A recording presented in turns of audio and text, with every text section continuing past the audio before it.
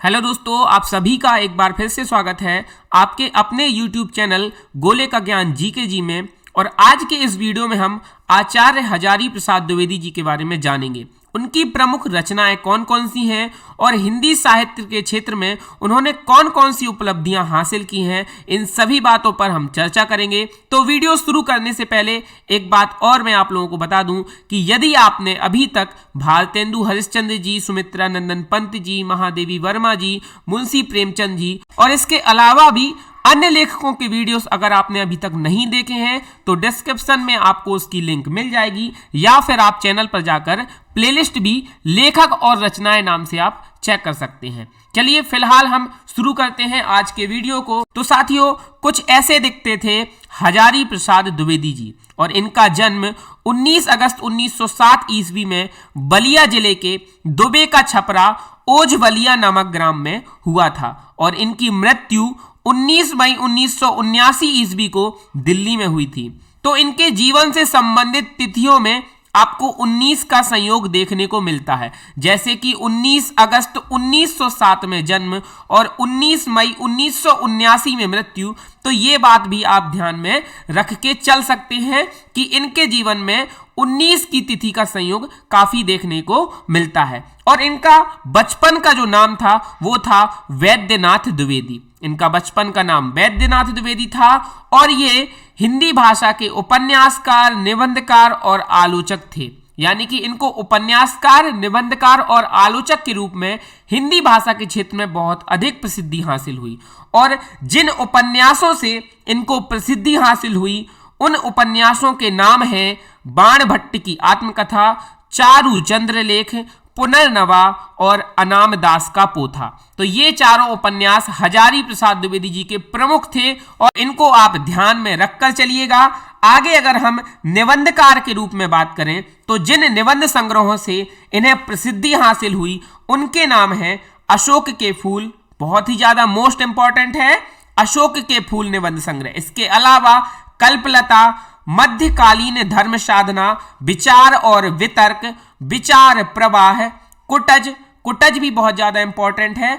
इसके अलावा आलोक पर्व भी बहुत ज्यादा मोस्ट इंपॉर्टेंट इनका निबंध संग्रह है। तो इसको भी आप नोट डाउन करके रखिएगा और ध्यान में रख के चलिएगा।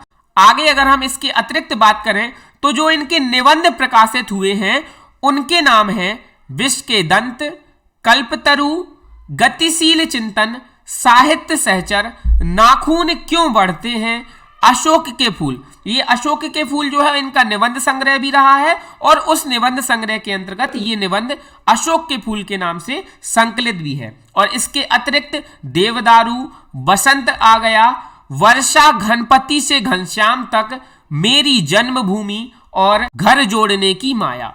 तो ये इनके प्रमुख निबंध थे जो प्रकाशित हुए थे, और इन्हीं निबंधों के कारण इनको इतनी ज्यादा प्रसिद्धि हासिल हुई, इन निबंधों के कारण और इनके निबंध संग्रहों के कारण, कि इनको हिंदी के क्षेत्र में एक बहुत ही ज्यादा प्रसिद्ध निबंधकार के रूप में जाना जाता है। और आगे अगर एक आलोचक के रूप में हम बात करें तो इन्होंने जो आलोचनात्मक रचनाएं लिखी हैं उनके नाम हैं सूर साहित्य, बहुत ही ज्यादा मोस्ट इंपॉर्टेंट आलोचनात्मक रचना है इनकी, और हिंदी साहित्य की भूमिका।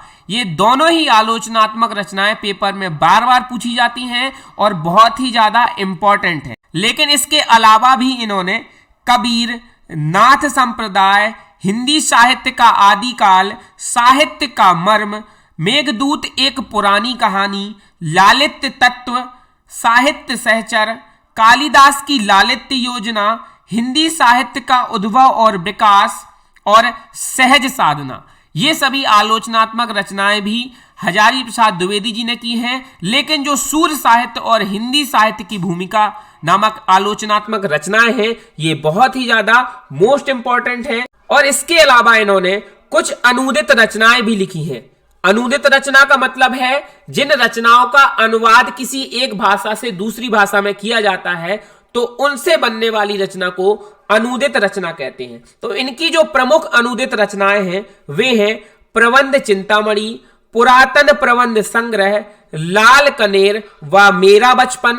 ये दोनों रचनाएं बहुत ज्यादा इंपॉर्टेंट हैं, आप इनको साथ में याद रखिए। लाल कनेर और मेरा बचपन दोनों को एक साथ याद रखिएगा। इसके अलावा प्रबंध कोश और विश्व परिचय, ये इनकी प्रमुख अनुदित रचनाएं हैं जिनका इन्होंने हिंदी भाषा में अनुवाद किया है। आइए अब हम आगे बात करते हैं। कुछ इनकी अन्य रचनाएं भी हैं जिनके नाम हैं संचित पृथ्वीराज रासो, संदेश राशक और महापुरुषों का स्मरण। तो ये रचनाएं भी इनकी काफी प्रसिद्ध हुई हैं और हिंदी साहित्य के क्षेत्र में इनको जो उपलब्धि हासिल हुई वह थी 1973 ईस्वी में आलोक पर्व निबंध संग्रह के लिए इनको साहित्य अकादमी पुरस्कार प्राप्त हुआ। आलोक पर्व निबंध संग्रह, इसके पहले हमने आलोक पर्व निबंध संग्रह के बारे में चर्चा की है और मैंने आपको बताया था कि बहुत ही ज्यादा मोस्ट इंपॉर्टेंट का निबंध संग्रह है और इसके लिए 1973 ईस्वी में इनको साहित्य अकादमी पुरस्कार मिला और 1957 ईस्वी में राष्ट्रपति द्वारा पद्म भूषण की उपाधि से सम्मानित किया गया था। तो ये था हजारी प्रसाद द्विवेदी जी से संबंधित वीडियो। ये वीडियो आपको कैसा लगा कमेंट बॉक्स में कमेंट करके जरूर बताइएगा और इस वीडियो को देखने के लिए आपका बहुत बहुत शुक्रिया। अगर ये वीडियो आपको पसंद आया हो तो वीडियो को लाइक करें, अपने दोस्तों के साथ शेयर करें और यदि अभी तक आपने हमारे चैनल गोले का ज्ञान जीके जी को सब्सक्राइब ना किया हो तो तुरंत सब्सक्राइब करें। मिलते हैं अगले वीडियो में, तब तक के लिए जय हिंद, जय भारत।